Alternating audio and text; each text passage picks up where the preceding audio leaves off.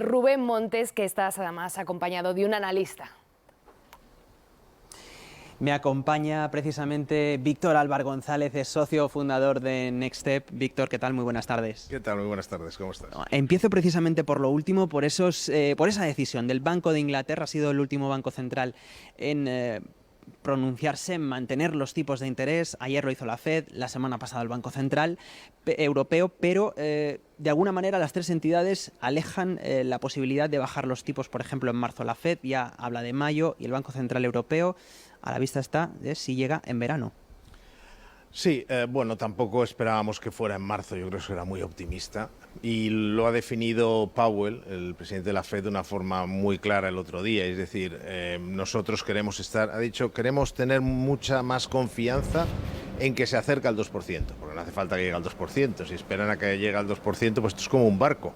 Si tú te quedas muy corto, te puedes pasar de corto en este caso, ¿no? Y afectar a la economía negativamente. Por lo tanto, ellos son conscientes de eso, pero han dicho, bueno, queremos ver ¿qué está diciendo? Vamos a hacer una traducción financiera.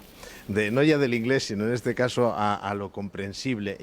O el mensaje de la Fed traducido a lo que entiende cualquiera es, si baja del 3%, empezaremos a plantearnos ya seriamente esa baja de tipos o probablemente ya iniciarla.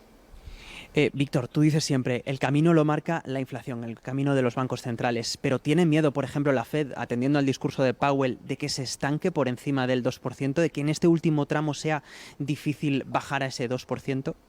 Sí, tienen mucho miedo tanto el Banco Central Europeo como la Fed con el Banco de Inglaterra de entrada, porque hay que pensar sobre todo en, bueno, los tres, pero es más llamativo el Banco Central Europeo o la Reserva Federal, y es que se equivocaron muchísimo hace 2 años y medio con la inflación. Dijeron esto es temporal y no subieron tipos hasta que realmente ya la inflación estaba realmente siendo bastante alta, con lo cual ahora no quieren repetir el error, en este caso de adelantarse. Tienen el peligro de, insisto, que en esta vez se queden cortos o lleguen tarde, por decir así, en el otro sentido, ¿no? Entonces, bueno, realmente no tienen demasiada prisa, la economía aguanta. Es decir, si tú ves que la economía aguanta con tipos altos y quieres asegurarte que la inflación se contenga, pues bueno, pues lo aprovechas. También hay que pensar una cosa, la inflación no depende solo de los bancos centrales. Eso se dice muchas veces para darles a lo mejor un peso que no tienen o para echarles la culpa. Pero realmente la inflación que tenemos vino mucho más, por poner un ejemplo, de la cantidad enorme de dinero que se emitió, eso sí fue en los bancos centrales, pero de la cantidad enorme que se emitió de dinero durante la pandemia, no lo juzgo, fue una realidad. Para hacer frente a los confinamientos se disparó la oferta monetaria, que es algo muy inflacionista. Luego vinieron las sanciones a Rusia. ¿Qué se hizo? Se quitó del mercado al mayor productor de materias primas del mundo. Se hizo un shock de oferta y todo esto a la vez. ¿Qué pasó? Pues bueno, que se disparó la inflación. ¿Y ahora qué ha pasado? Y eso además creó los cuellos de botella. Claro, ahora lo que ha pasado, mucho más que lo que han hecho los bancos centrales, aunque también tiene su importancia, es que las causas que motivaron la inflación, ellas mismas, casi solas, por decir así, se han ido reduciendo. Los rusos han saltado las sanciones, toda esa masa monetaria se ha ido gastando, empleando en bienes y servicios.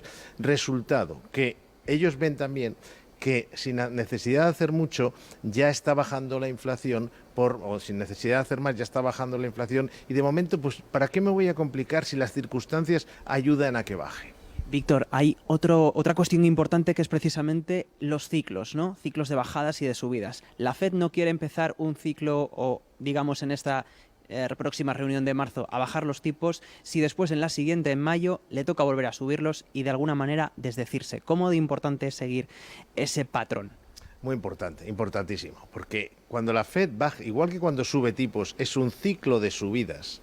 Y se nota, vamos en esta dirección, cuando bajen será un ciclo de bajadas. Y lo que no quiere hacer la Fed, ni el Banco Central Europeo, del que hablo menos porque básicamente hace seguidismo de la Reserva Federal. La importante aquí, quien manda es la Reserva Federal, igual que es la inflación la que manda en los bancos centrales, porque donde manda capitán no manda marinero, pues esto es lo mismo. Quien marca más esos movimientos es la Fed, ¿no? Pero claro, ellos dicen, qué mal puede quedar que bajemos los tipos un cuarto de punto, otro cuarto de punto y de repente, ups, creo que me equivoqué.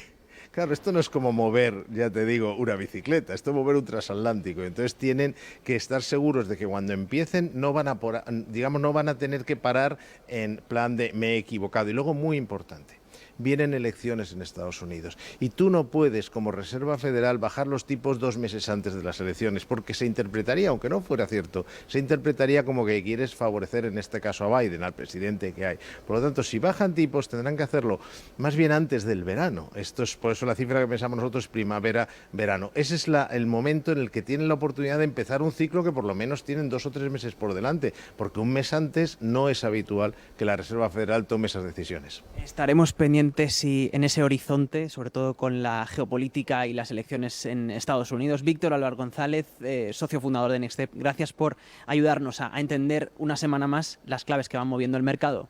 Un placer. Y desde aquí, desde la Bolsa de Madrid, mañana les recordamos otro banco, el quinto, CaixaBank, ofrecerá sus resultados mañana. Estaremos pendientes sobre todo a cómo inicie la cotización la entidad financiera.